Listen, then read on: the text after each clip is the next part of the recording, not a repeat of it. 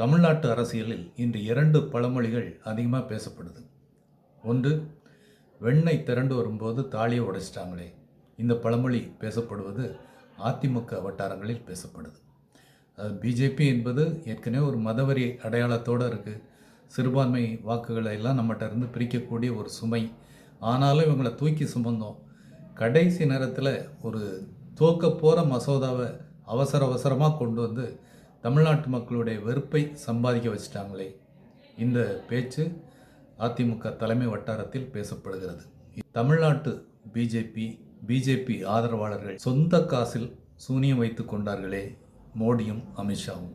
இது உண்மையிலே பிஜேபி ஆதரவாளர்கள் ஆர்எஸ்எஸ் ஆதரவாளர்களே பேசுகிறாங்க.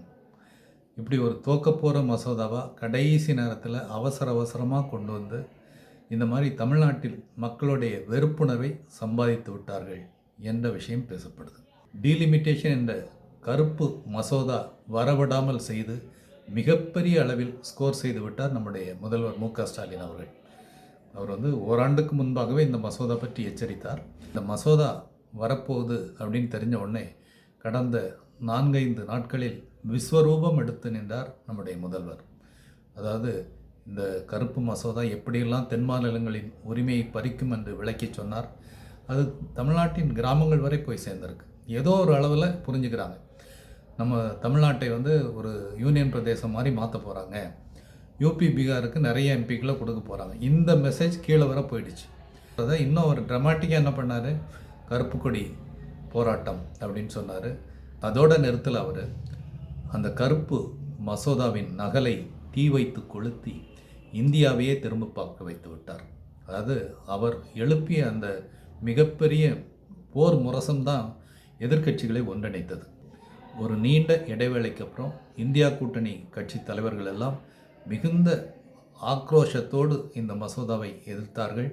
ஒன்று சேர்ந்து நின்று இந்த மசோதாவை முறியடித்தார்கள்.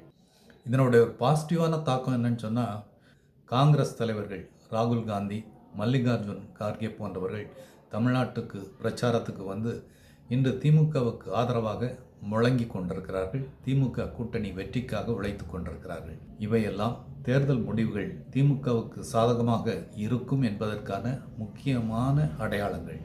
இதையெல்லாம் வைத்து வெற்றி சுலபமாக வந்துவிடும் என்று திமுக மற்றும் கூட்டணி கட்சி தொண்டர்கள் மிதப்பில் இருந்துவிடக்கூடாது. எச்சரிக்கையாக இருக்க வேண்டும்.